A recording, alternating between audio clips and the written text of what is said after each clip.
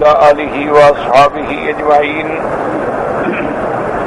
اللهم صل على سيدنا محمد وعلى آل سيدنا محمد كما صليت على إبراهيم وعلى آل إبراهيم في العالمين إنك حميد مجيد.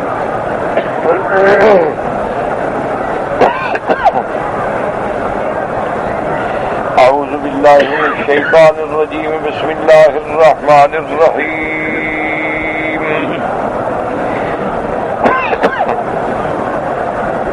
والذين لا يشهدون الزور وإذا مروا باللغو مروا كراما والذين إذا ذكروا بآيات ربهم لم يخروا عليها صما وعميانا والذين يقولون ربنا هب لنا من أزواجنا وذرياتنا قرة أعين واجعلنا للمتقين إماما.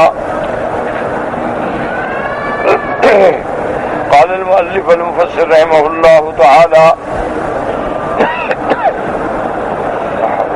أدام النفع بعلومه وعلومكم في الدارين آمين. إذا أن قال وقال ابن أبي حاتم حدثنا أبو سعيد الأشج قال حدثنا أبو الحسن العجلي محمد بن مسلم أخبرني إبراهيم بن ميسر أن ابن مسعود رضي الله تعالى عنه مر بلهب فلم يقف وقال رسول الله صلى الله عليه وسلم لقد أصبح ابن مسعود أمسى كريما. اب مفسر رحمۃ اللہ علیہ قرآن مقدس کی ان آیات مبارکہ کی تفسیر بیان فرماتے ہیں کہ مومنوں کی صفت ہے والذین لا یشہدون الزور وَإِذَا مَرُّوا بِاللَّغْوِ مَرُّوا كِرَامًا. تو پہلا قول یہ ہے کہ مسلمان مومن جو ہیں وہ جھوٹ کی مجلس باطل مجلسوں میں حاضر نہیں ہوتے. تو اب لغو مجلسیں جتنے ہیں، گانا ہے، شراب ہے اور گندی محفلیں ہیں، قصہ گوئی ہے، غیبت ہے، سب یہ مجلس زور ہے. تو مومن وہاں نہیں آتے ہیں. اگر کبھی اتفاق سے گزرے تو دامن بچا کے گزر جاتے ہیں. تو اب پہلا قول جو ہے وہ یہی ہے. دوسرا قول تھا کہ جھوٹی گواہی نہیں دیتے. اب اس روایت مبارک میں آتا ہے کہ حضرت عبداللہ ابن مسعود رضی اللہ تعالی عنہ اتفاق ایسا ہوا کہ ایسی محفل پہ گزرے لیکن آپ رکے نہیں، چپ کر کے دامن بچا کے چلے گئے.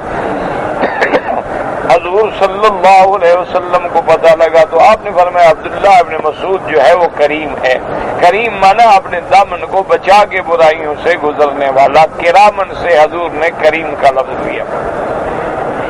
وحدثنا الحسين بن محمد بن مسلمة النحوي قال حدثنا حبان قال أخبرنا عبد الله قال أخبرنا محمد بن مسلم قال أخبرني ميسر قال بلغني أن ابن مسعود رضي الله تعالى عنه مر بلهو مؤردا فلم يقف وقال رسول الله صلى الله عليه وسلم لقد أصبح ابن مسعود وأمسى كريما. ثم تلا إبراهيم بن ميسر وإذا مروا باللغو مروا كراما. اب اس روایت مبارک میں بھی آتا ہے کہ حضرت عبداللہ ابن مسعود گزرے. کیونکہ بعض مومن بعض اللہ کے بندوں کو ایسی محفلیں بھی پیش آ جاتی ہیں تو اتفاق سے جب آپ آئے تو آپ نے اعراض کیا اور چپ کر کے دامن بچا کے گزر گئے. نہ بیٹھے، نہ توجہ کی، نہ دیکھا، چپ کر کے اعراض سے. حضور صلی اللہ علیہ وسلم فرمایا عبداللہ ابن مسعود صبح ہو یا شام ہو ہر وقت وہ قریب ہیں. ایسی مجلسوں سے دامن بچا کے گزرنے والے. وقوله تبارک و تعالی والذین اذا ذکروا بآیات ربهم لم يخروا علیہا صما وعمیانا. وهذه أيضا من صفات المؤمنين، یہ بھی مومنوں کی صفات میں سے ہے. الذين إذا ذكر الله وجلت قلوبهم وَإِذَا تُلِيَتْ عَلَيْهِمْ آيَاتُهُ زَادَتْهُمْ إِيمَانًا وَعَلَى رَبِّهِمْ يَتَوَكَّلُونَ۔ مومن جب اللہ کے قرآن سنتے ہیں، جب ان پہ اللہ کا قرآن پڑھا جاتا ہے تو ان کے دل جو ہے وہ خشیت میں ڈوب جاتے ہیں۔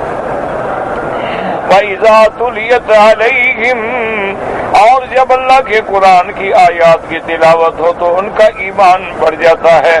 یعنی مومن اندھا بہرا ہو کے نہیں گرتا، بلکہ قرآن سنتا ہے، سمجھتا ہے، تدبر کرتا ہے، عمل کرتا ہے۔ کافر تو ایسے اکٹھے ہو جاتے شور کرنے کے لیے، مومن ایسے نہیں۔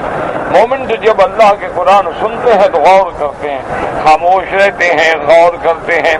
اس لیے فرماتی ہیں بخلاف الکافر، کہ کافر کی حالت یہ ہوتی ہے فإنه إذا سمع کلام اللہ، کہ کافر جب اللہ کا قرآن سنتے ہیں لا یؤثر فیہ، اس کے اندر قرآن اثر نہیں کرتا، ولا یتغیر عما کان علیہ، نہ قرآن سننے کے بعد وہ اپنا کفر چھوڑتا ہے، نہ فسق و فجور چھوڑتا ہے، بل یبقى مستمر علی کفرہ وطغیانہ وجہلہ وضلالہ، بلکہ کافر اسی طرح اپنے کفر پہ، اپنے شرک پہ، اپنی جہالت پہ، اپنی گمراہی پہ جمع رہتا ہے۔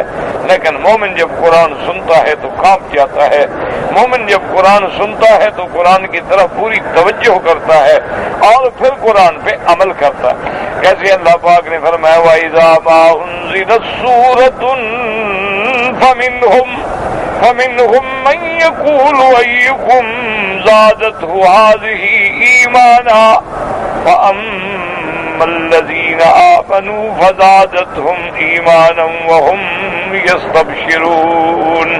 جب اللہ کے قرآن کی آیات اترتی ہیں پوچھا جاتا ہے کون ہے جس کا ایمان بڑھ گیا، تو نتیجہ یہ نکلتا ہے کہ جو مومن ہے جو حکم آیا وہ مانتا گیا، ایمان بڑھتا گیا، ہر حکم پہ ایمان لایا، ہر حکم پہ ایمان لایا، ہر امر پہ ایمان لایا، ہر نہی پہ ایمان لایا۔ وَأَمَّا الَّذِينَ فِي قُلُوبِهِم مَّرَضٌ، جن کے دلوں میں نفاق ہے اعتقادی، فَزَادَتْهُمْ رِجْسًا إِلَىٰ رِجْسِهِمْ، ان کا کفر اور بڑھ گیا، ان کا انکار جو ہے وہ اور بڑھ گیا، ان کی ضد جو ہے وہ اور بڑھ گئی۔ اب یہاں اللہ نے فرمایا کہ مومنوں کی صفت یہ ہے کہ لم یخروا علیہا صما وعمیانا، اے بخلاف الکافر اذا سمع آیات اللہ فلا تؤثر فی یستمر علی حالہ کأن لم یسمعها اصم اعمی، بلکہ کافروں کا یہ حال ہے کہ قرآن پڑھا بھی جائے تو گویا انہوں نے سنا ہی نہیں، انہوں نے غور ہی نہیں کیا، تو گویا ایسے ہیں جیسے کوئی بہرا اور گنگا گزر جاتا ہے۔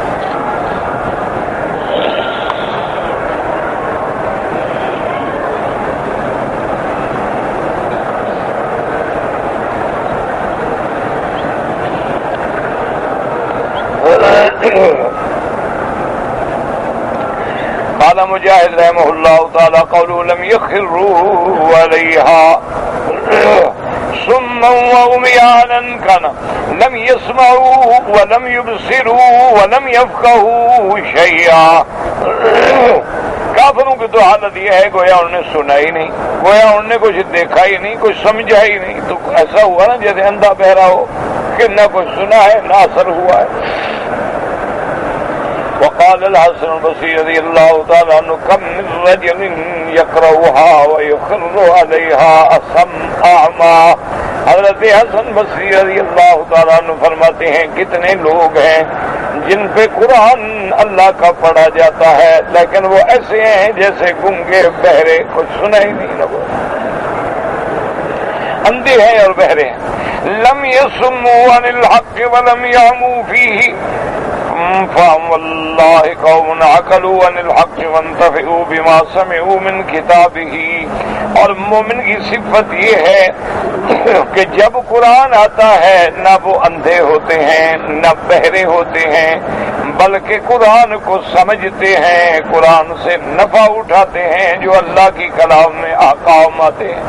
ایک تو کافر ہے نا سمن بکمن ہو کے گزر جاتا، ایک مومن ہے اللہ کا قرآن پڑھتا ہے، اللہ کے قرآن میں غور کرتا ہے، اللہ کے قرآن پہ عمل کرتا ہے۔ اس کے بعد جناب فرماتے ہیں وقال بن حدثنا سعید بن عاصم قال حدثنا عبداللہ بن حبران قال حدثنا ابن عون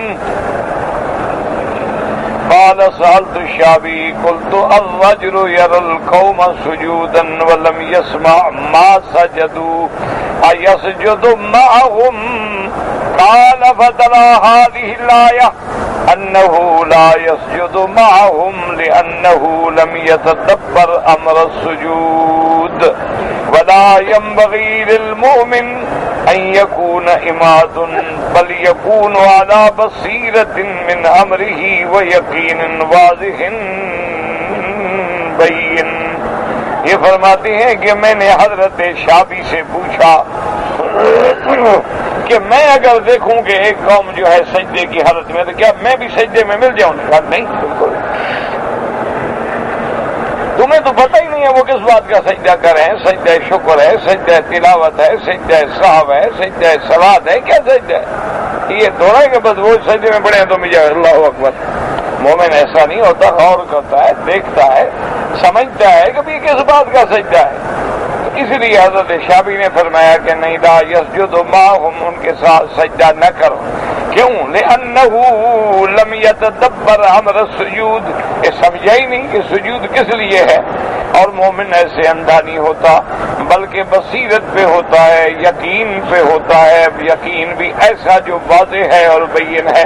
بھئی پتہ لگے نماز کا سجدہ ہے، کس بات کا سجدہ ہے، پھر آرام سے ان میں شامل ہو. وقوله تبارك وتعالى والذين يقولون ربنا هب لنا من ازواجنا وذرياتنا قرة اعين واجعلنا للمتقين اماما. یعنی الذین یسرون اللہ، جو اللہ سے سوال کرتے ہیں ان یخرج من اصلابہم ذریاتہم من یطیعہ ویعبدہ وحدہ لا شریک لہ. اللہ سے سوال کرتے ہیں کہ یا اللہ ہماری اصلاب میں ایسی اولاد عطا فرما، ایسی نسل عطا فرما جو تیری اطاعت کرنے والے، تیری عبادت کرنے والے، تجھے وحدہ لا شریک ماننے والے. یا اللہ ہمیں مومنین متقین کی باپ بنا. قال ابن عباس یعنون من یعمل بطاعت اللہ وَتُقِرُّ بِهِ أَعْيُنُهُمْ فِي الدُّنْيَا وَالْآخِرَةِ. حضرت ابن عباس فرماتے تھے کہ وہ دعا مانگتے ہیں کہ یا اللہ ہماری اولادوں کو آنکھوں کی ٹھنڈک بنا. کیا مانا؟ یعنی ہماری اولادیں، ہمارے گھر والے، ہمارے بیوی بچے ایسے اعمال کریں خیر کے، تیری فرما برداری کے کہ آنکھیں ٹھنڈی ہو جائیں.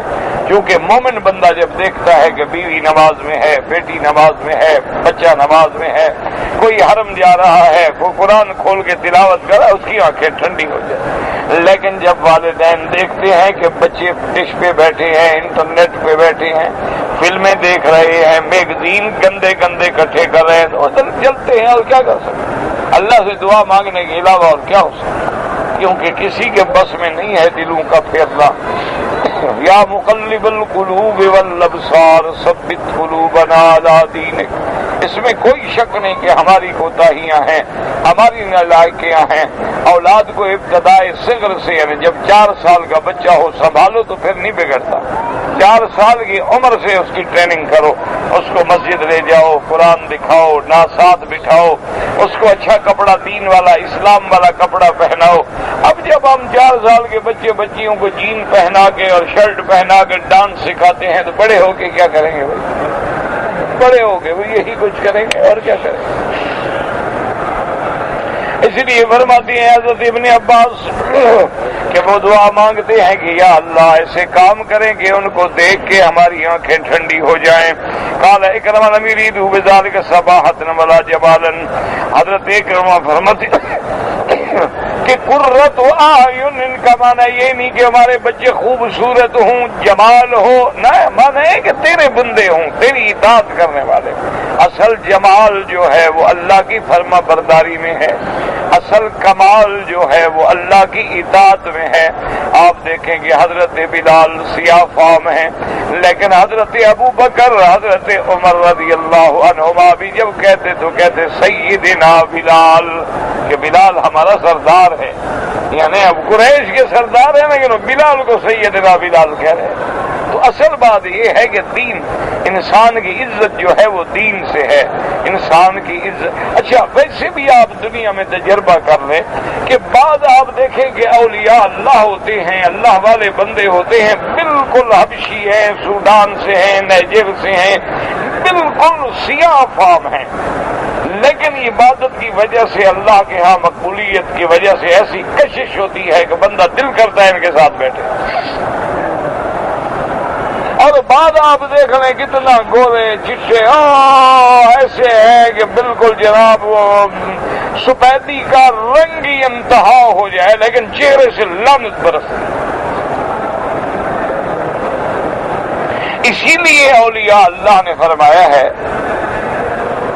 کہ ایک عورت ہے یا مرد ہے، اس کی رات نماز میں گزری، تہجد میں گزری، مصلی پہ گزری، قرآن پڑھتے گزری، صبح کے بعد دیکھیں گے تو اس کے چہرے پہ ایک رونق ہوگی، ایک کشش ہوگی، ایک نظارہ ہوگی، ایک بشارہ ہوگی۔ اور جس بندے کی رات زنا میں، شراب میں گزری، صبح کو دیکھو اس کے چہرے پہ لعنت برسے۔ تو کہتے ہیں تجربہ کر لو دنیا میں۔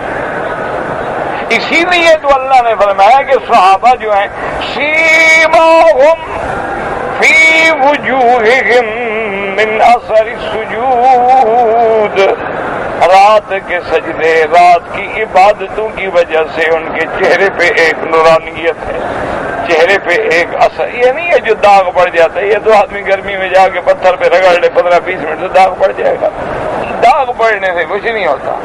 وہ نظارہ ہوتی ہے کہ اللہ والے کے چہرے پہ کشش ہو، کہ جب آپ ان کی صحبت میں جائیں گے آپ کو نور برستا ہوا نظر آئے، معلوم ہوگا کہ اس کے چہرے کے اندر سے ایسے اللہ کی نور نکل رہا۔ کیوں؟ جب دل نور ایمان سے بھرا ہو، جب اندر نور علم بھرا ہو، نور قرآن بھرا ہو، نور ایمان بھرا ہو، تو اس کے اثرات کیسے ظاہر نہیں ہوں؟ اس کے مقابلے پہ آپ جائیں جناب، وہ بھنگی ہے، ملنگ ہے، نشی ہے، چرسی ہے، اس کے چہرے پہ لعنت۔ اس لیے اللہ نے فرمایا کہ میں وہ یہ دعا مانگتے ہیں اللہ ہمیں ایسی اولاد دے جو تیری فرما برداری کرے۔ اب اس کے بعد فرماتے ہیں وَسُئِنَ الْبَصْرِيُّ عَنْ هَٰذِهِ الْآيَةِ فَقَالَ أَن يَرَى اللَّهُ الْعَبْدَ الْمُسْلِمَ مِنْ زَوْجَتِهِ وَمِنْ أَخِيهِ وَمِنْ حَمِيمِهِ طَاعَةَ اللَّهِ لَا وَاللَّهِ لَا شَيْءَ أقر لعين المسلم من أن يرى ولدا أو ولد ولد أو أخا أو حميما مطيعا لله عز وجل۔ حضرت حسن بصری سے پوچھا گیا، انہوں نے فرمایا کہ اللہ تبارک و تعالیٰ جو مومن بندے ہیں ان کو ان کی بیوی، ان کے بھائی، ان کے دوستوں کو دکھاتا ہے کہ وہ اللہ کی طاعت میں مشغول ہے۔ فرمایا لا واللہ لا شیء اقر لعین المسلم، کہ خدا کی قسم مسلمان کی آنکھ کو ٹھنڈا کرنے والی اس سے بڑی چیز کوئی نہیں کہ اپنی اولاد کو، اولاد کی اولاد کو، اپنے بھائیوں کو، اپنے دوستوں کو دیکھے کہ وہ اللہ کی اطاعت میں کھڑے ہیں، کہ کبھی نماز میں کھڑے ہیں، کبھی تلاوت میں کھڑے ہیں۔ لیکن اللہ تبارک و تعالیٰ کبھی اولاد عالم ہو جائے، حافظ ہو جائے، قاری ہو جائے تو کتنا بڑا اعزاز ہوتا ہے والدین کا، اور والدین کے دل کو کیسے ٹھنڈک۔ لیکن اگر نعوذ باللہ اولاد فاسق ہو جائے، فاجر ہو جائے، شرابی ہو جائے، ماں باپ جلتے مرتے رہتے۔ قال ابن جریج فی قوله هب لنا من ازواجنا وذریاتنا قرة اعین قال یعبدونک ویحسنون عبادتک ولا یجرون علینا الجرائر وہ دعا مانگتے ہیں اللہ ایسی اولاد دے، ایسی بیوی بچے دے جو تیری عبادت کریں اور تیری عبادت کو بڑے صحیح طریقے سے ادا کریں، ایسے نہ ہوں جو ہمیں بھی جرائم کی طرف کھینچ ڈالیں، برائی کی طرف کھینچ ڈالیں۔ اس لیے روایات میں آتا ہے کہ اب احیاناً بندہ بہت اچھا ہوتا ہے لیکن ہلاک الرجل علی ید زوجتہ، کبھی بیوی کی طرف سے برباد ہو جاتا ہے، کبھی اولاد کی طرف سے برباد ہو جاتا، خود بڑا اچھا تھا لیکن اولاد جو بگڑی وہ بھی برباد ہو گئی۔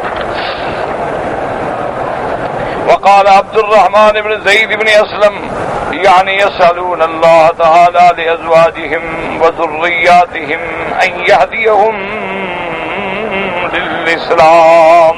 انہوں نے فرمایا اس کا معنی یہ ہے کہ وہ اپنی اولادوں کے لیے، اپنے گھر والوں کے لیے، اپنے بیوی بچوں کے لیے دعا مانگتے ہیں کہ اللہ ان کو ہدایت عطا فرما دے، اللہ ان کو اسلام نصیب فرما دے۔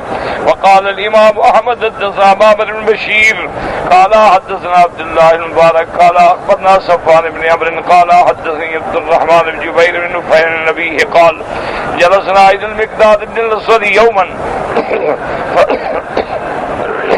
فمر به رجل فقال طوبى لهاتين العينين اللتين رأتا رسول الله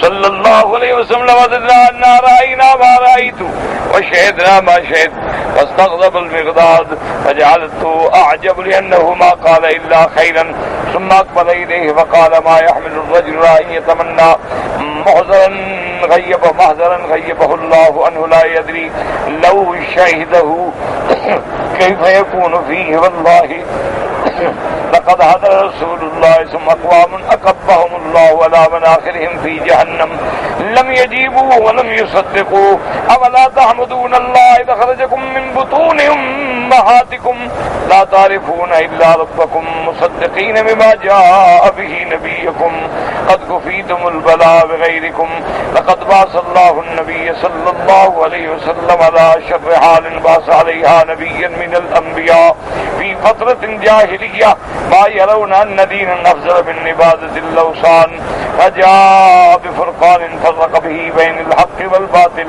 وفرق بين الوالد وولده إن كان الرجل يرى والده وولده وأخاه كافرا وقد فتح الله قفل قلبه للإيمان يعلم أنه إن هلك دخل النار فلا تقر عينه وهو يعلم أن حبيبه في النار وأنها التي قال الله تعالى والذين يقولون ربنا هب لنا من أزواجنا وذرياتنا قرة أعين واجعلنا للمتقین اماما۔ امام احمد رحمۃ اللہ علیہ نے اس روایت سے عبد الرحمن بن جبیر بن نفیر سے روایت کی ہے، انہوں نے اپنے والد سے روایت کی ہے کہ جلسنا، وہ فرماتے ہیں حضرت مقداد بن اسود صحابی ہیں رضی اللہ تعالیٰ عنہ کے پاس ہم بیٹھے تھے، فمر بہ رجل، نے ایک بندہ گزرا، فقال، اس نے کہا طوبی لہاتین العینین اللتین رأى النبی صلی اللہ علیہ وسلم، اس نے کہا مبارک ہو ان آنکھوں کو جنہوں نے دیکھا ہے حضرت محمد مصطفیٰ کو صلی اللہ علیہ وسلم، کاش ہم نے بھی وہ دیکھا ہوتا جو آپ نے دیکھا ہے، ہم بھی حضور کی مجلس میں حاضر ہوتے جیسے آپ حاضر ہوئے ہیں۔ تو جب وہ افسوس کر رہا تھا فاستغضب المقداد، حضرت مقداد کو غصہ آ گیا صحابی کو رضی اللہ عنہ۔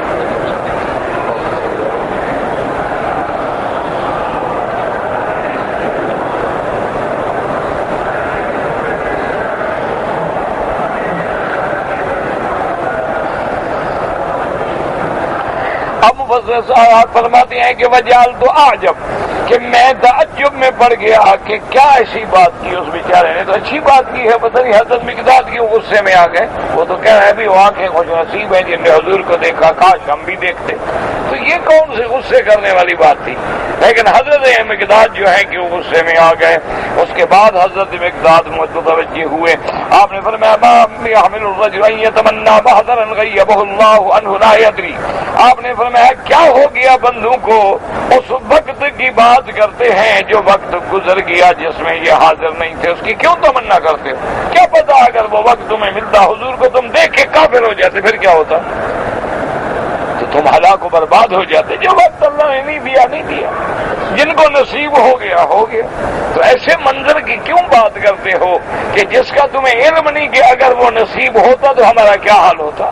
تو اس لیے آپ نے فرمایا کہ دیکھو لا یدری لو شہدہ، نہیں جانتا کہ اگر اس وقت حاضر ہوتا کیف یکون فی، اس کی کیا حالت ہوتی.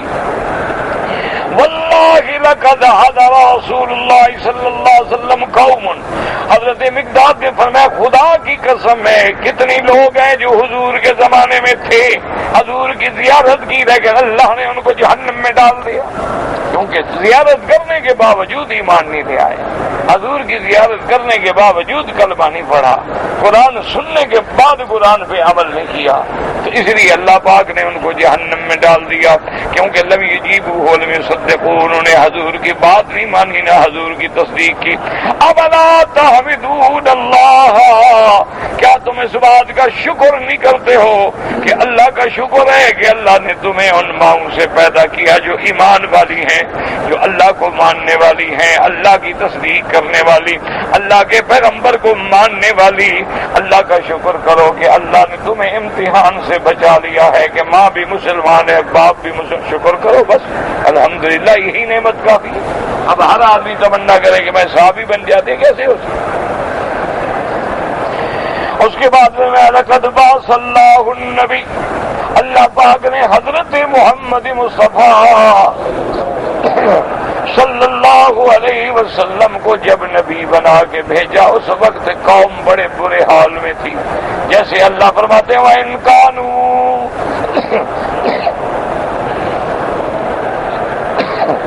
وَإِن كَانُوا مِن قَبْلُ لَفِي ضَلَالٍ مُبِينٍ، حضور سے پہلے کھلی گمراہی میں لوگ پڑے ہوئے تھے، زمانے جاہلیت میں پڑے ہوئے تھے اور سمجھتے تھے کہ عبادت الاوثان، یہ بتوں کا پوجا کرنا یہی سب سے بڑا دین ہے، یہی بہتر راستہ ہے. فجاء بفرقان، آئے محمد مصطفیٰ اللہ کا قرآن لے کر، فرق بھی بین الحق والباطل، حق اور باطل کو جدا کر دیا. فرق بین الوالد وولدہ، والد اور ولد جدا ہو گئے کہ باپ مسلمان ہے بیٹا کافر ہے، بیٹا مسلمان ہے باپ کافر ہے. ان کا الرجل یرا والدہ وولدہ واخا، اور بندہ دیکھتا کہ دیکھو میرا بیٹا کافر ہے، بھائی کافر ہے، وہ جہنم میں جائیں گے تو کیسے اس کی آنکھیں ٹھنڈی ہو سکتی؟ جب آدمی کو پتہ لگے کہ میری بیوی تو جہنم میں جائے گی، میرا باپ جہنم میں جائے گا، میرا بھائی جہنم میں جائے گا، تو آدمی تو جلتا رہتا ہے. خدا وقت فتح اللہ قفل قلبہ للایمان یعلم انہ ان حلق دخل النار، اللہ پاک نے اس کے دل کا تالا کھول دیا، اس نے جان لیا کہ اگر ایمان نہ لایا یہ بھی جہنم میں جائے گا. فلا تقر عینہ وہو یعلم، اس بندے کی آنکھیں کیسے ٹھنڈی ہوں گی جو جانتا ہو کہ میرا پیارا دوست جو ہے وہ جہنم میں جل رہا ہے. اس لیے دعا کریں کہ اللہ ہماری نسلوں کو، نسلوں کی نسلوں کو، خاندانوں کو، خاندانوں کے خاندانوں کو، سب کو اللہ ایمان کی دولت سے اللہ پاک اپنے پاک نبی کی محبت سے نوازے. اس لیے فرماتے ہیں والذین یقولون ربنا هب لنا من ازواجنا وذرياتنا قرة اعین، وهذا اسناد صحیح ولم یخرجوه. اس حدیث کی سند بالکل صحیح ہے لیکن اصحاب سیاستہ نے نہیں نکالا ہے. لیکن یاد رکھیں یہ ضروری نہیں ہوتا کہ ہر وہ حدیث بخاری میں ہو، مسلم میں ہو، سیاستہ میں ہو، اور کبھی حدیث صحیح ہوتی ہے لیکن کتابوں میں نہیں ہوتی. تو یہ اصل بات تو دیکھنی پڑتی ہے کہ اس کی سند کیسے ہے، کیا اس کی سند میں روایتاً یا درایتاً کسی قسم کا کوئی کمزوری تو نہیں. وَجَعَلْنَا لِلْمُتَّقِينَ اماما، کیا بنا اللہ ان کو متقی بنا. جب یہ متقی ہوں گے ہم ان کے باپ ہوں گے تو ہم ان کے سردار ہو جائیں گے. یہ تھوڑا ہے کہ وہ کوئی بڑائی کر رہا ہے، وہ تو ان کے تقوی کی دعا مانگ رہا ہے. قال ابن عباس صدی وقتادہ والربیع ابن انس ائمۃ یقتدی بنا فی الخیر، ایسے ایسے وہ مقتدا بنے جو خیر کے مقتدا ہوں. وقال غیرہم ہداۃ مہتدین دعاۃ الی الخیر، خود بھی ہدایت پہ ہوں، ہدایت کرنے والے ہوں، بھلائی کی طرف بلانے والے. وارجو ان تکون عبادۃ متصلۃ بعبادۃ اولادہم وذریاتہم وان یکون متعدیا لا غیرہم بالنفع. ان کی عبادت جو ہے پھر ان کے بعد اب بندہ مر گیا، پھر اولاد بھی عالم عابد ہے، اولاد کی اولاد بھی عالم عابد ہے، تو گویا ان کی ہدایت جو ہے اس تک محدود نہ رہی بلکہ متعدی ہو کے دوسروں کو بھی فائدہ پہنچایا ہے. وذالک اکثر ثوابا وثوابا، یہ بندہ زیادہ ثواب کا مستحق ہے. یہ آدمی نے 100 سال زندگی گزاری، مر گیا پیچھے اولاد بھی ماشاءاللہ عالم ہے، اولاد بھی عابد ہے، اولاد بھی زاہد ہے، تو مانا سلسلہ چل رہا ہے نا کہ قیامت تک جا رہا ہے. ولہذا ثبت فی صحیح مسلم عن ابی ہریرہ رضی اللہ تعالی عنہ قال قال رسول اللہ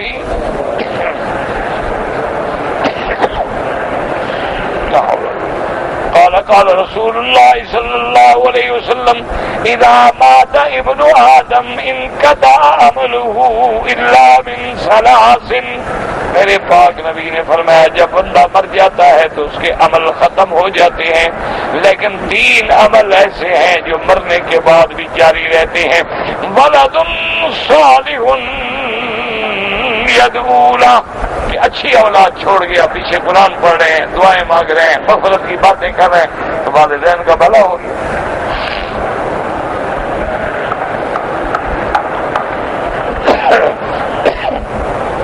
او علم ينتفع به،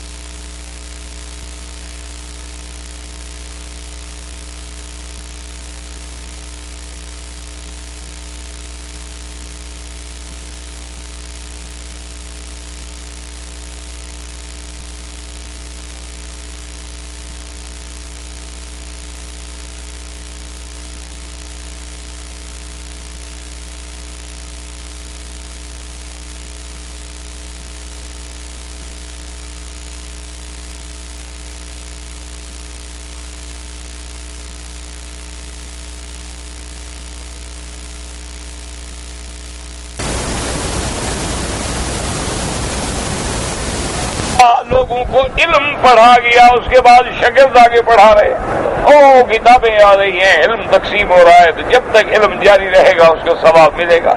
او صدقۃ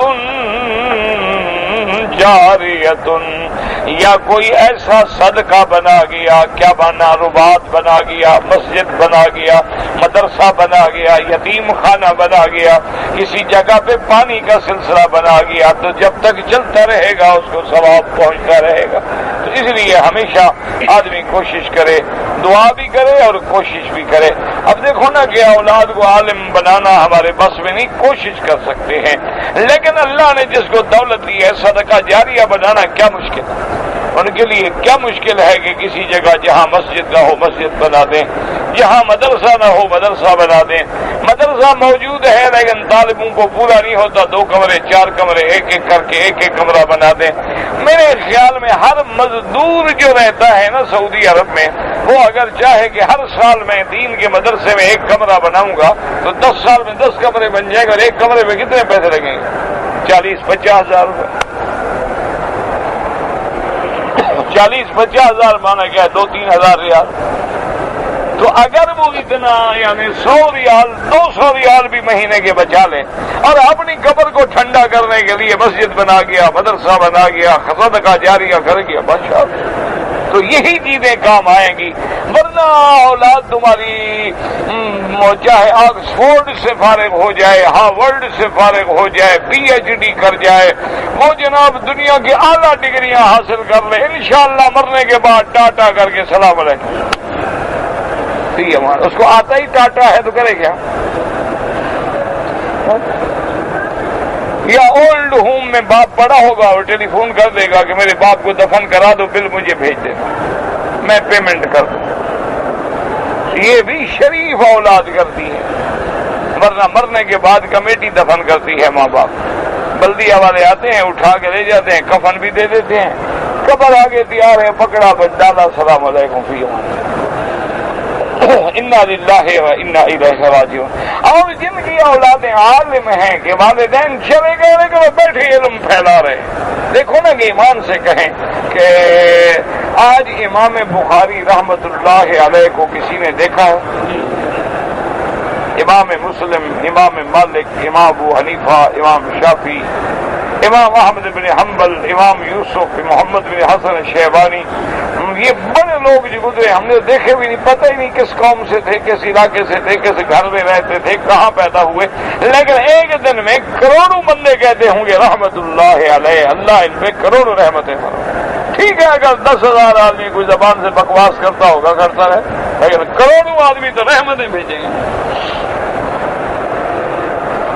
اگر دنیا میں کوئی 1% صحابہ کو برا کہتا رہے لیکن 99% رضی اللہ عنہ کہہ رہا ہے، اگر 1% اہل بیت رسول کا گستاخ بن جائے لیکن 99% سے ان پہ رحمتیں بھیج رہا ہے، ان کے لیے رضی اللہ عنہ رضی اللہ عنہ رضی اللہ عنہ، تو یہ اصل کام ہے کرنے والے کہ کر جاؤ تو تمہارے مرنے کے بعد بھی وہ سلسلہ جو ہے وہ جاری رہے، اور اگر تمہارے پاس کچھ نہیں ہے تو پھر کیا فائدہ ہے۔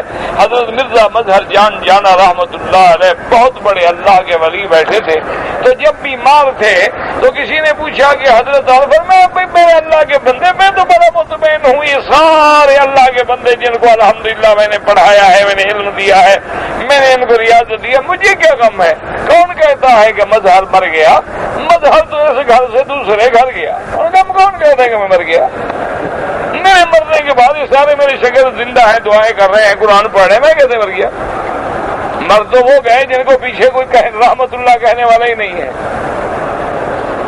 وہ مر گئے جن کے پوچھنے والا بھی کوئی نہیں، دعا مانگنے والا بھی کوئی نہیں، نام لینے والا بھی کوئی نہیں، جن کے لیے ہر وقت لوگ بیٹھے ہیں کہ اللہ رحمت فرما، اللہ ان پہ راضی ہو جا، اللہ ان کی محنتیں قبول فرما۔ وہ گزرتے ہیں، وہ جگہ دیکھتے ہیں، وہ یاد آتا ہے کہ یار کیا الحمدللہ بڑے دین کا کام ہوا، اللہ رحمت فرما۔ تو یہ لوگ تو ہمیشہ دلوں میں زندہ رہتے ہیں، یہ تھوڑا مر جاتے ہیں۔ امام بخاری دیکھیں، ایک کوئی مدرسہ ہو جہاں جاؤ بخاری شریف پڑھائی جا رہی ہے، مسلم شریف پڑھائی پڑھائی جا رہی ہے، ترمذی پڑھائی جا رہی ہے، نسائی ابن ماجہ سنن نبی داؤد پڑھائی جا رہی ہے، تفسیر ابن کثیر پڑھائی، ابن کثیر کیسے تو کروڑوں رحمتیں اس میں نازل ہو رہی۔ تو اصل کرنے کے کام یہ ہے میرے بھائی، اللہ توفیق دے، اللہ ہمت دے۔ یہ نہ سوچو کہ یار میرے پاس تو 100 ریال ہے، میں 100 ریال سے کیا کروں گا۔ 100 ریال بھی بڑی بات ہے، جب خلوص سے آدمی اخلاص سے اللہ کے کام میں بنیاد رکھ دیتا ہے نا، پھر پورا اللہ کرتے ہیں۔ تمہارے ذمہ ہے، ہمت کرو بس ایک دفعہ اللہ کے کام میں ارادہ کر لو، ہمت کر لو، ایک دفعہ اینٹ رکھ دو، دوسری اینٹ رکھنے والا اللہ بھیج دے گا۔ ابھی ہمارے اپنے بزرگ ہیں، مہربان بھی ہیں، بزرگ بھی ہیں، تو انہوں نے پروگرام بنایا مسجد بنانے کا۔ بس ان کا دل میں خواہش تھی، شوق تھا، محبت اللہ کے گھر سے کہ ایسی مسجد بنے، ایسی مسجد بنے، ایسی مسجد بنے کہ ایک قیامت تک کے لیے نمونہ ہو۔ تو ابھی تشریف لائے تھے، ابھی عمرے سے گئے حضرت مفتی صاحب، تو فرما رہے تھے کہ الحمدللہ اس وقت تک مسجد پہ 15 کروڑ روپیہ لگ چکا ہے، لیکن ابھی تو مکمل نہیں ہوئی۔ اب 15 کروڑ روپیہ ایک فقیر کے گھر میں ہوتا ہے؟ اللہ پاک بھیج رہا ہے، کام ہے، چل رہا ہے۔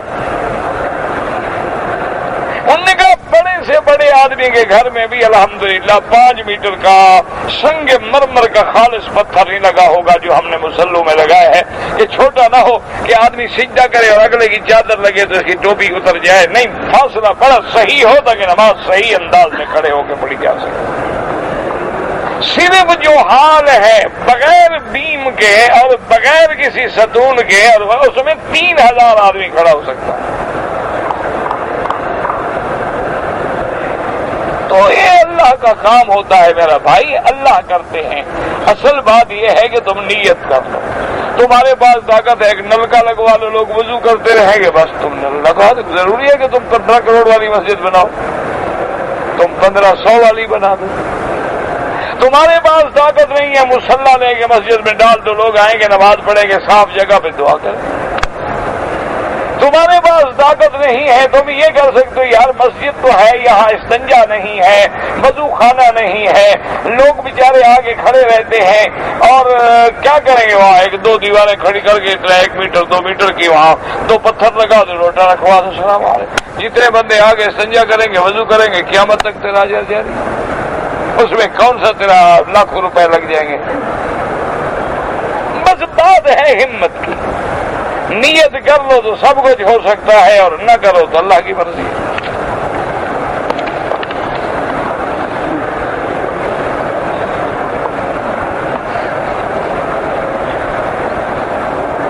کہتے ہیں جی کہ بہت سارے صاحبان جو ہیں وہ حج پہ بھی آتے ہیں، عمرے پہ بھی آتے ہیں، لیکن ائمہ حرمین کے پیچھے نماز نہیں پڑھتے۔ بہرحال دعا کریں اللہ ان کو ہدایت دے۔ وہ بھی بیچارے غلط فہمی میں مبتلا ہیں، ان کے دماغوں میں ہوتا ہے کہ یہاں مکے مدینے کے امام وہابی ہیں، یہ حضور کو نہیں مانتے۔ حضور کو نہیں مانتے تو نماز کس کی پڑھا رہے ہیں؟ یہ نماز کس پہ فرض ہوئی؟ نہیں، نماز کی فرضیت کس پہ ہوئی ہے؟ 5 نمازیں کون لے کے معراج کی رات آئے ہیں؟ تو حضور کو تو مانتے نہیں، تو نمازیں کیوں پڑھا رہے ہیں؟ بس ان کے دماغوں میں لوگوں نے بھر دیا ہے بغض۔ اللہ پاک ان کو ہدایت کے فیصلے کرے، اللہ پاک ان کو صحیح بات سمجھنے کی توفیق عطا فرمائے۔ وہ بیچارے غلط فہمی میں مبتلا ہیں۔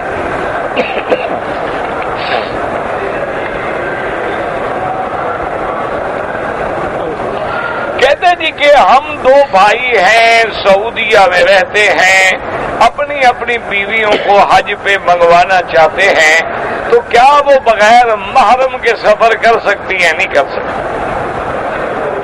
یہ جو ہے نا جی کہ 4 گھنٹے جہاز میں بیٹھ جائیں گی، آگے ہم اتار لیں گے، ادھر سے وہ چڑھا دیں گے، یہ باتیں ہیں، بہانے ہیں۔ شریعت میں منع ہے، وہ اپنے گھر سے نکل ہی نہیں سکتی جب تک محرم نہ ہو۔ تم ایسا کرو کہ دونوں آدمی مل کے کوشش کرو ان کے کسی محرم کو پیسے دے دو، وہ بھی ساتھ آ جائے۔ تاکہ اس کا بھی حج ہو جائے گا، اس کے حج کا بھی تمہیں فائدہ ہوگا، اور تمہاری بیویاں بھی حج کر لیں گی، اور شریعت کے مطابق حج ہو جائے گا، گناہ بھی نہیں ہوگا۔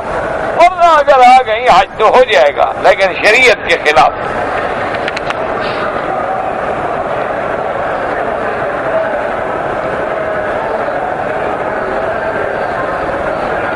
بہرحال آپ نے اپنی والدہ کو عمرہ کرانا ہے، آپ کی والدہ بوڑھی ہے اگر، تو وہ عورتوں کے ساتھ یا دوسرے رشتہ داروں کے ساتھ آ سکتی ہے، لیکن اگر آپ کی والدہ جوان ہے تو پھر بغیر محرم کے سفر نہیں کر سکتی۔ بات یہی ہے کہ اسلام تمہاری عزت بچانا چاہتا ہے، تمہاری عزت کا محافظ ہے کہ تمہاری عزت محفوظ رہے، اور عورت جب گھر سے نکلتی ہے تو شیطان پیچھے لگ جاتا ہے اس کو گمراہ کرنے کے لیے اور لوگوں کو بھی گمراہی میں ڈالنے کے لیے، اس لیے اسلام نے پابندی لگا دی کہ محرم ہے سفر کرو، محرم نہیں ہے گھر سے نکلو ہی نہیں، نہ نکلو گی تو نہ خطرہ پڑے گا۔ جب آدمی گھر سے نکل جائے آگے تو جنگل میں بھیڑیے کھڑے ہیں۔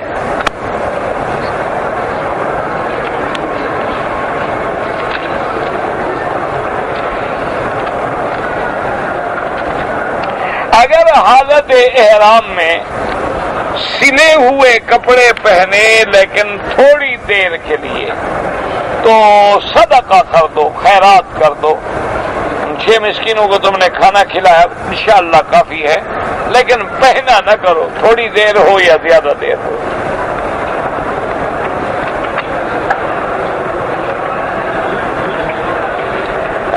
کہتے ہیں جی کہ اگر کسی نابالغ بچی کا نکاح اس کے والد نے یا دادا نے ولی بن کے کر دیا، وہ بچی ابھی چھوٹی تھی، تو جب بچی بالغ ہو جائے تو نکاح کا انکار کر سکتی ہے، کر سکتی ہے، لیکن فقہا نے شرط لکھی ہے کہ بالغ ہونے کا معنی یہ ہے کہ مثلا حیض آ گیا تو اسی وقت انکار کرے، یہ نہیں کہ 2-4 مہینے کے بعد کرے پھر انکار نہیں، پھر نکاح پکا ہو گیا۔ اگر بلوغ کے بعد فوراً انکار کر دے تو پھر وہ نکاح کا انکار ہو سکتا ہے، لیکن وہ بھی انکار ایسے نہیں ہوگا کہ اس نے کہہ دیا اچھا مجھے قبول نہیں، باقاعدہ اگر شرعی محکمہ ہے، عدالت ہے، جا کے درخواست دے گی، قاضی حالات دیکھ کے بیان لے کے ریکارڈ دیکھ کے فیصلہ کرے گا۔ اگر کوئی ایسا ملک ہے جہاں اسلام کا قانونی نہیں ہے تو وہاں آپ ایسا کریں کہ کسی بڑے عالم کو اور اپنے 2 بزرگوں کو کمیٹی بنا لیں، ان کے سامنے مسئلہ رکھیں، وہ شریعت کے مطابق فیصلہ کریں۔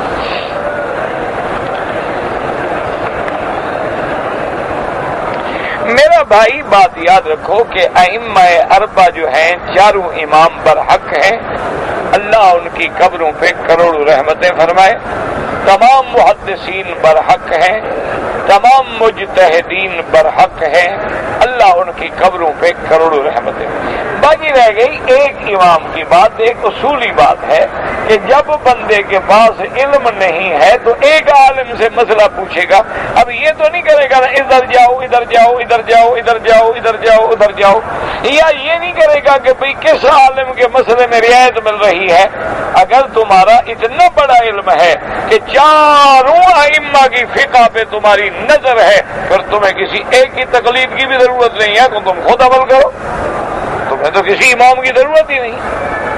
اگر تمہیں ضرورت ہے فاسألوا اہل الذکر، تو اب جب مسئلہ پوچھو گے تو ایک سے پوچھو گے، یہ تو نہیں کبھی ادھر کبھی ادھر کبھی ادھر کبھی ادھر، مسئلہ تو نہیں بنا رہے، تماشا بنا رہے ہو۔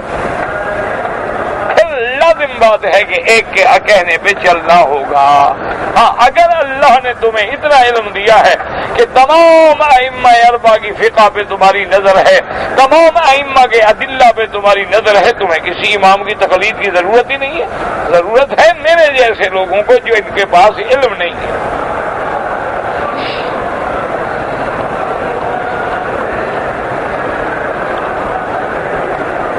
اگر کسی کی گاڑی کے نیچے بلی آ کے مر جائے، اس کا ارادہ نہیں تھا، کچھ بھی نہیں۔ اگر کسی نے حدود حرم میں پرندے پالے ہیں، کوئی بات نہیں، لیکن ان کے حقوق کا خیال رکھے، وقت پہ کھلائے، وقت پہ پلائے، ان کی ہر لحاظ سے جو ضروریات ہیں وہ پوری کریں۔ جیسے لوگ مرغیاں گھر میں رکھتے ہیں انڈوں کے لیے اور چیزیں کبوتر رکھ لیتے ہیں، کوئی ایسا مسئلہ ہے۔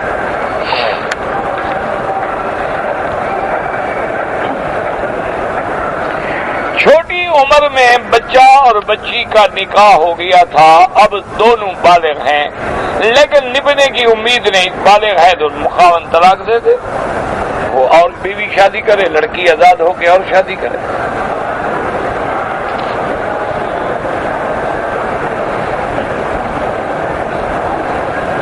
کہتے جی کہ بعض لوگ جو ہیں حج بدل کا پیسہ لیتے ہیں اور پھر وہ حج بدل کرا دیتے ہیں، لیکن کسی کو آدھے پیسے دے دیتے، آدھے خود رکھ لیتے ہیں۔ یہ بات غلط ہے، خود نہیں رکھنے چاہیے۔ حج بدل والے نے دیا ہے، اس کا حق ہے جو حج کر رہا، اسی کو پیسے دے دیں اور وہ حج کرے۔ اس کے پیسوں سے خود رکھنا جو ہے وہ جائز نہیں۔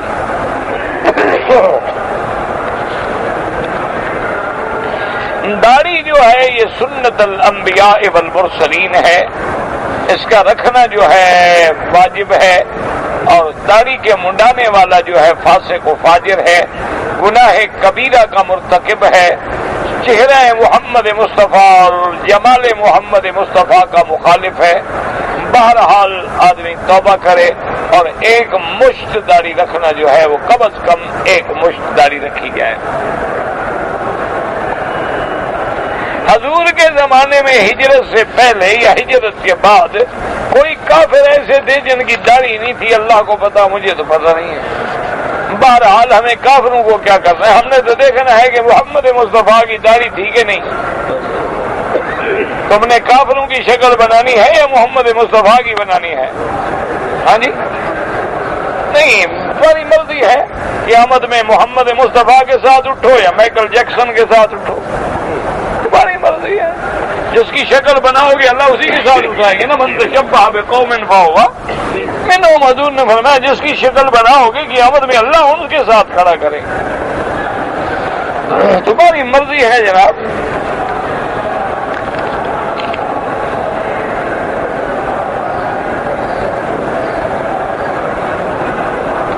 کہتے ہیں کہ جی جب مرزا غلام احمد قادیانی سے مناظرہ ہوا تو حضرت پیر مہر علی شاہ صاحب کی قلم خود بخود اٹھی ہے، تو کوئی واقعہ نہیں۔ حضرت پیر مہر علی شاہ رحمت اللہ علیہ بہت بڑے عالم بھی تھے، بہت بڑے بزرگ بھی تھے، اولیاء اللہ میں تھے، اور اتنا بڑا آدمی تھا کہ عطا اللہ شاہ بخاری جیسا بندہ بھی ان کا مرید ہوا۔ باقی یہ قلم خود اٹھی یا نہ اٹھی ہے تو لوگوں نے بنا رکھے ہیں کسے۔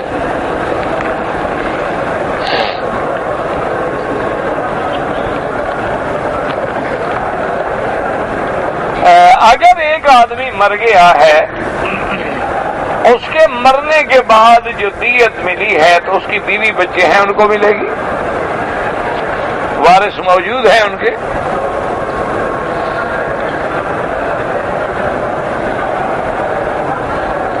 آپ کے درس میں بیٹھنے والا ایک بوڑھا آدمی جو ہے اس کو کمر کے درد کی تکلیف ہے، اللہ شفا عطا فرمائے۔ میرے بھائی جب بڑھاپا آئے گا تو یہ چیزیں تو آتی ہیں نا ساتھ، یہ تو لوازم ہے نا۔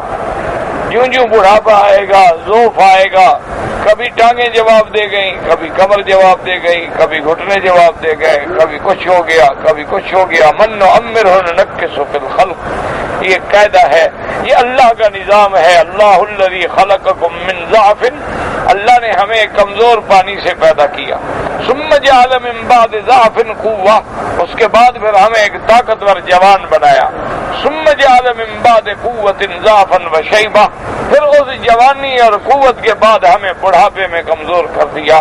تو یہ نظام عالم ہے کہ جو جا کے نہ آئے وہ جوانی دیکھی، اور جو آ کے نہ جائے وہ بڑھاپا دیکھا۔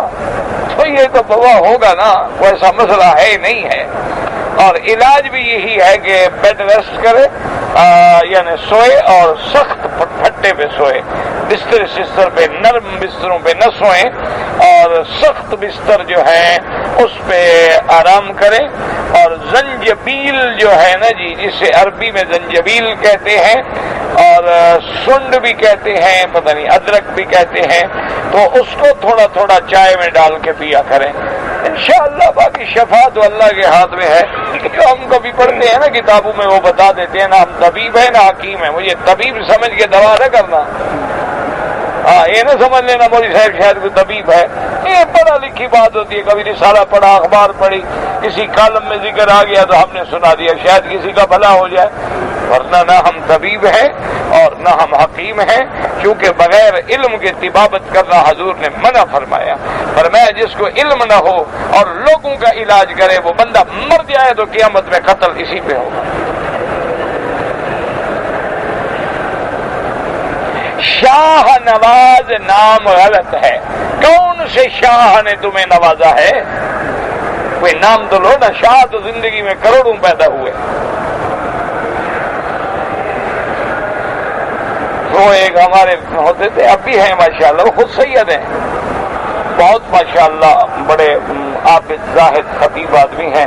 تو میں ہمیشہ محبت ہے ہماری آپس میں، تو میں کہتا ہوں یار بھی تم آگے چلو یار، تم سید ہو. تم کہنے لگا حضرت سید آگے بھی ہو تو عذاب خدا اور پیچھے بھی ہو تو قہر خدا. سید سید ہوتی بلا ہے. کہتے کسی کی مانتے تو ہمارے سید جا کے کربلا میں شہید ہو جاتے. ضدی لوگ ہوتے ہیں، مانتے نہیں تو نتیجہ یہی نکلتا ہے. اور میں نے کہا یار تم تو خود سید ہو. کہتے اسی لیے تو تجربہ ہے نا مجھے کہ ہم کسی کی مانتے نہیں. وہ دماغ میں سید ہونے کی بات کھڑی ہوئی ہے نا کہ میں سید ہوں. تو انہوں نے کہا اسی لیے تو حضرت حسین بچوں کو لے کے اکیلے کربلا چل گیا. سارے مدینے والے نے روکا، کسی کی سنی ہی نہیں بات. میں نے کہا بس جانا ہے. اللہ ان پہ کروڑوں رحمتیں فرمائے. رضی اللہ عنہم ورضوا. انہوں نے جانا تھا، تقدیر کا فیصلہ تھا، میرے مدنی محمد مصطفیٰ کا خواب تھا. وہ کیسے رکتے؟ انہوں نے کہہ دیا تھا اپنے ساتھیوں سے کہ جنہوں نے واپس جانا ہو میرا ساتھ چھوڑ کے چلے جاؤ. میں نے تو شہید ہونا ہے. مجھے تو اس جگہ کی سرخ زمین میرے مدنی پاک میرے نانے کو دکھائی گئی، اور انہوں نے میں جب چھوٹا بچہ تھا بتا دیا تھا. انہوں نے تو جانا تھا میرا بھائی. کچھ لوگ کلمہ پڑھتے ہیں، لاکھ دفعہ پڑھیں یار. جو کلمہ پڑھے اس کو بھی روکتے ہو، گانا گائے اس کو بھی روکتے ہو. کریں کیا؟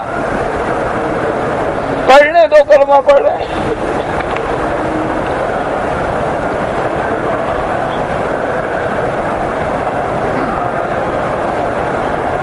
حضور کریم نے ایک بار جہاد کے لیے یمن سے فوج منگوائی تھی. کہیں نہیں لکھا ہوا کہ مکے والے بے وفا تھے.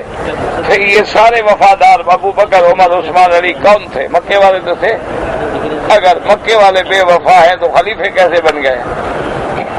سب سے بڑے با وفا تو مکے والے تھے کہ جنہوں نے گھر چھوڑا، وطن چھوڑا، اولاد چھوڑی، مال چھوڑا، اللہ کے نبی کو نہیں چھوڑا.